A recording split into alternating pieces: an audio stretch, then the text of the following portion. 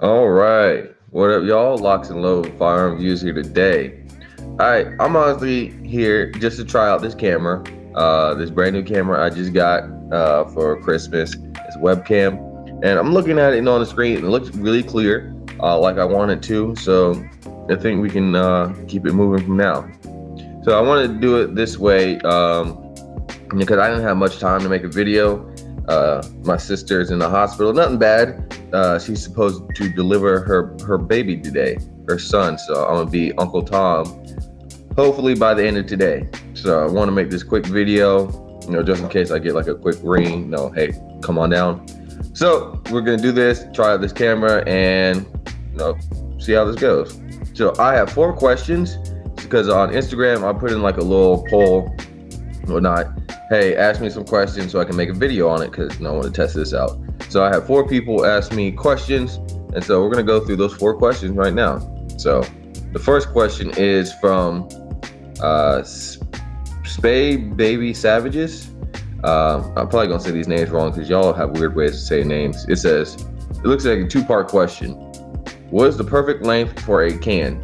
All right, so that's the first question. What's the perfect length for a suppressor on a rifle? Now, if you ask me, there's no real perfect length because again, they make different type of suppressors for different type of barrel lengths. Like if you look at the like YHM, that's the short bust, we use YHM a lot. Now, if you look at the Turbo T2, that's like their full size can that a lot of us run. And I forgot the other one. I think the Resonator K. Don't quote me on it, but Keith has like the shorter cans. All right, so they have those 2 cans for a reason. One's made for like the shorter barrel guns, and one's made if you have a longer barrel gun. All right, do they both work? Yes. Now that shorter can does have pros and cons, so does the longer can. The shorter can is more maneuverable because it's shorter, doesn't increase your overall length that much as far as a full-size suppressor. But when it comes to actual sound suppression, at least for the YHM cans that we run, those smaller cans don't do as good of a job at sound suppression or muzzle flash reduction as well as a full-size can. Now, again, like I said, the full-size can is less maneuverable. So if you're going to be doing CQB a lot, now probably flash suppression and everything like that isn't your biggest concern. You want to be more maneuverable. You want to lessen the concussion, the flash, the noise report, and still maintain your maneuverability behind corners and whatnot. So I don't really think that's the perfect barrel length, but I would say anywhere from like, if we're looking on AR-15s, I would say like from like a 10.5 to 16. Once you put a can on a rifle that's over 16, it really starts to get long, right? A can on a 16 is already kind of out there because I got my DMR or whatnot with the can, but it's still doable for CQB. Because if you look at the Marines with their M27, that's a 16-inch gun, and they have a can on that. So, and they're still able to CQB and do everything they need to. So there's no real perfect length for a can. It's just you find your barrel length and you find a can that works with that barrel length and caliber. All right, so that's my advice. All right, the next question. It says, and is 5-inch and 7-inch barrels too short? For 5.56, yes. For 300 blackout, no. So again, depends on what you're using. So I don't know if you one of these questions asking about a can and short barrel. So if you're trying to make like, let's say a 300 blackout, then that's what I would do. I would go with 300 blackout with a 5, 7, 8-inch barrel and put a can on there and call it a day. But if it's like a 2-part question, like I said, me personally, 10.5 to 16 for a can. Now, if you run like little SBR, like really short SBRs, like 300 blackouts with a 5, 6, 7, 8-inch barrel, you can also put a can on there as well. They do very well suppressing with short barrels. So hopefully, Spay Baby Savages, that answered your question. All right, next. This one is by First Line Jays. He says, what is your thoughts on having a Holosun on your handgun? I have no problems with it. Holosun is a decent manufacturer, right? I remember when they first came out, Holosun and Vortex, they were kind of like a joke to the gun community because, there's like, oh, what is this Chinese knockoff bullshit, right? But now, years later, they're actually a very reputable company, and you know, people don't really kind of, these big name companies don't start you know, getting the gears going. Companies like Holosun, Vortex, Primary Arms, they're already kind of catching up to them, right? Because they're able to tackle the market of, you know, really civilians, right? Because you look at Aimpoint, Night Force, you know, EOTech, a lot of those big name companies, they're really only marketing to, like, you know, police, military, security, like for the contracts. When you look at Holosun, Vortex, Primary Arms, they're marketing to us, right? And there's a lot more of us than there are of those contractors out there, or military people, security, law enforcement. So they're able to make a lot more headway, at least make it seem like they're making a lot more headway, because they're able to you know, influence a lot more people than those guys over there. Because again, you know, I don't know, a lot of it's politics, But again, Holosun, there's nothing wrong with Holosun. Because I think Holosun did the deal with Primary Arms, where now that you have the Holosun, like pretty much housing and optic, but it's the ACSS reticle with the circle around it. So that right there, like that's like one of my go-to pistol optics that I really want to get. I do like the Holosun 507Ks. If you're looking for a, I know it says handgun, but if you're looking for a just like your first optic on your rifle, Holosun 403B, Holosun 403C, those are good options to go with, and they're well under $200. So Holosun is nothing to laugh at or scoff at, because they make good products. So I have no problems with having a Holosun on my handgun. So hopefully that answers your question, Jay. Yeah, Holosun is good to go. All right, third question. This one is from Call Sign Lance. He says, the best car truck gun under $1,000. Well, if you ask me, I can't really give a name, because I build most of my guns. So I would say, I'm looking at this question and say, what's the best car truck gun I can build for under $1,000? I would say either 5.56 or a 300 blackout. All right, because you could, again, you can have a 10.5 AR-15 in your car, or you can have like a 5, 6, 7, 8 inch 300 blackout in your car. So that's kind of a tricky question. Can't really say the best, because there's so many options, and I also got to find, like, you know, what are your, you know, legalities where you are.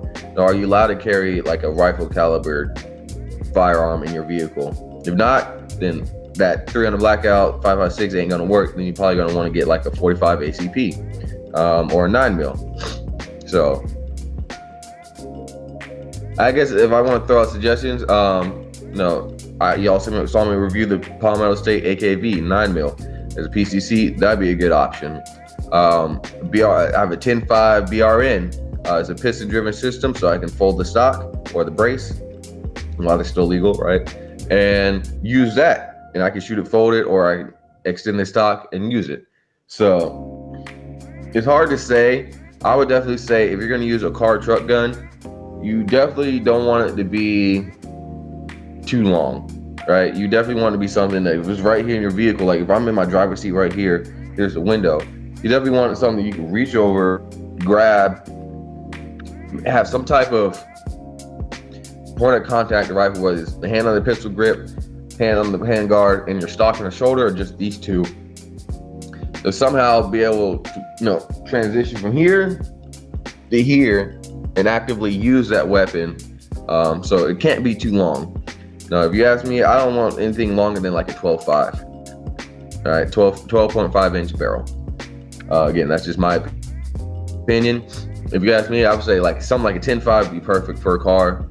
If you had a 300 blackout with an 8-inch barrel, a can on there, it's hard to beat that, right? So I would honestly say, you know, 300 blackout would be one of the best options for a car truck gun. And I would say close second would be 5.56. 7.62 by 39 would be good. Like if you had a Draco, that'd be good. But I would just say put like a brace or a stock on a Draco and the optic to give you the most optimal performance and accuracy possible. All right, so 7.62 by 39 is not a bad caliber, especially if you're shooting close range. All right. Also, these pistol caliber carbines, those are also very useful. 45, 9 mil, right? Those are good to go. So, can't really give you a one definite answer, but I would definitely say a gun that's not too long, and preferably if you can shoot it while folded, because that shortens up the package. That'll also help you out too. So, hopefully that helps you out, Call Sign Lance. All right, and the last question. This comes from Kennedy the First. All right. All right, you guys support the ABGs out there. All right, she says, what is the best handgun for women with small hands? All right, so women with small hands, small little digits. All right, so at first when I saw that question, I was gonna say a single stack, right? But nowadays with the inventions of guns, like you look at the 43X, the Hellcat, or the 365 macro, those pistols are able to have, they're not like necessarily double stacks, they're like 1.5 stacks.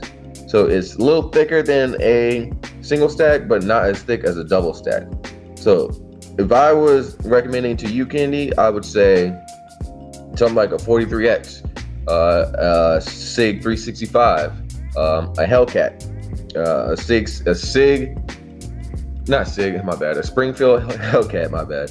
All right, so those three right there are kind of my recommendations, because again, they allow you to have a higher level of capacity than a single stack. Let's say like a 1911 or like a regular Glock 43.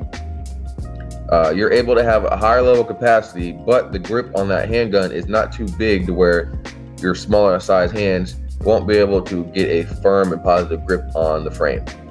All right, so I would say those three handguns are, really kind of my. Well, there's others, like if you use this Smith & Wesson EZ, like if you have trouble, Kennedy, like pulling back the rack on the slide, like you just don't have the muscle to pull back the slide on like a Glock or a Canic or something like that, and definitely I would take a look at the Smith & Wesson EZ. They're designed to have a lighter pressure on the slide. I'm sorry, I'm not good at the words, but it's easier for people to pull the slide back versus other pistols. That's literally why it's called the EZ, because it's easy to pull the slide back. So I would definitely look at that, Kennedy. Look at the 9 mil version. They have a 380, but I prefer a 9 mil. And I think for you, because I know you, that's what I would recommend. Only if you have trouble pulling the slide back. Now, if you have no problem pulling the slide back, I would definitely go with like a 43X or a 365. I think Vince used to carry a 365 or a Hellcat, but one of those two pistols will definitely get you through and get you by, and will help you out because now you can grip it and then you can still carry it and use it for self-defense. So hopefully, Kenny, that was able to answer your question. And for the other people who asked me questions, hopefully I was able to answer your questions as well. So hopefully you enjoyed today's, I keep forgetting to do this. All right, yeah. So make sure you guys check it out. And I think I got to edit this. Yeah, because it's still got the LocsNLoad on there. Let me take this down. All right, because it's no longer LocsNLoad website. It's going to be on K&A. So I'll put in the description box. Let me fix this. You see what I'm doing here, right? Oh, why did I do that? We're back. So look in the description box for class signups. All right.